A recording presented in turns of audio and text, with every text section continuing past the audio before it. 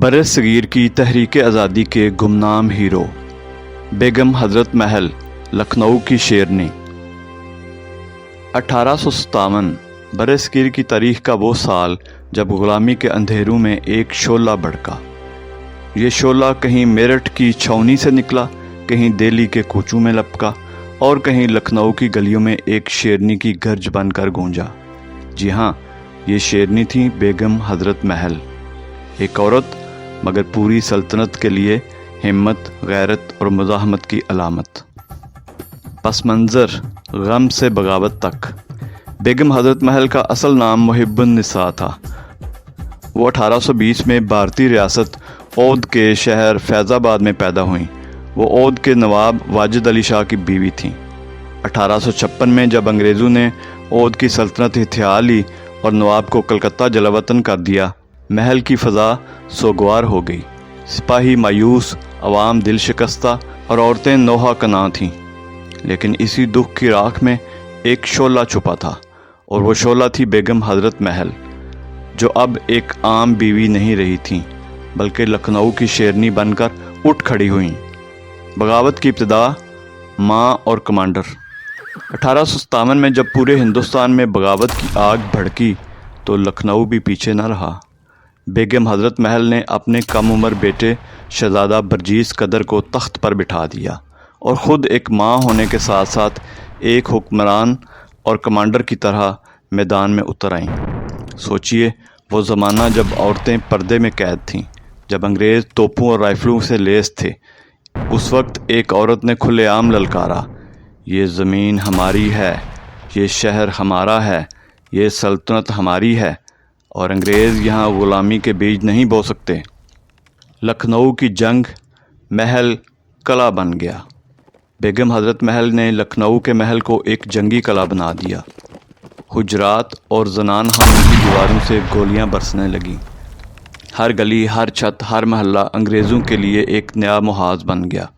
سپاہی، کسان، مزدور، عورتیں سب اس شیرنی کے پیچھے کھڑے تھے۔ انگریز حیران تھے، یہ عورت اتنی حکمت عملی اور حوصلے سے جنگ کیسے لڑ رہی ہے؟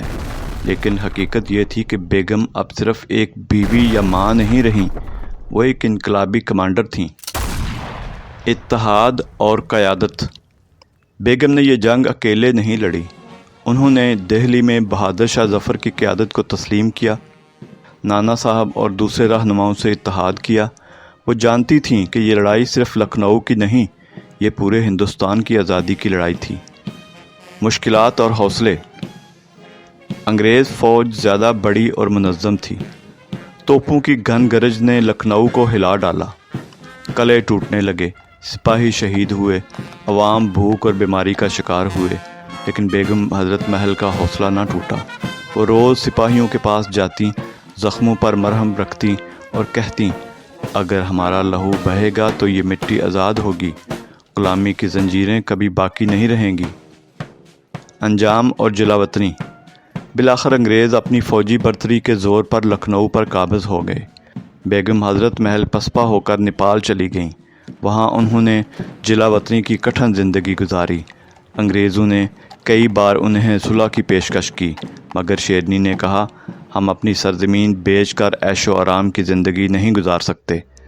7 اپریل 1879 کو وہیں کٹھمنڈو میں ان کا انتقال ہوا۔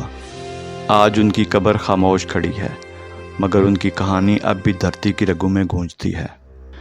یادگار شیرنی۔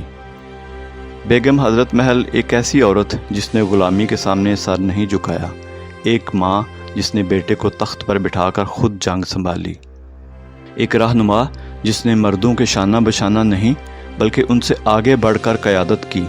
تاریخ کہتی ہے کہ اودھ کی زمین پر شیر شاہ سوری گزرا تھا، لیکن اسی دھرتی نے ایک شیرنی بھی پیدا کی، اور وہ تھی بیگم حضرت محل۔ ہم انہیں بھول سکتے ہیں، مگر ان کی قربانی، ان کی بہادری اور ان کی جرأت ہماری تاریخ کا وہ چراغ ہے جو کبھی نہیں بجھے گا۔ آزادی کی جنگ صرف مردوں نے نہیں لڑی، عورتوں نے بھی اپنے لہو سے تاریخ لکھی۔ بیگم حضرت محل لکھنؤ کی شیرنی، جس نے انگریز سامراج کو للکارا۔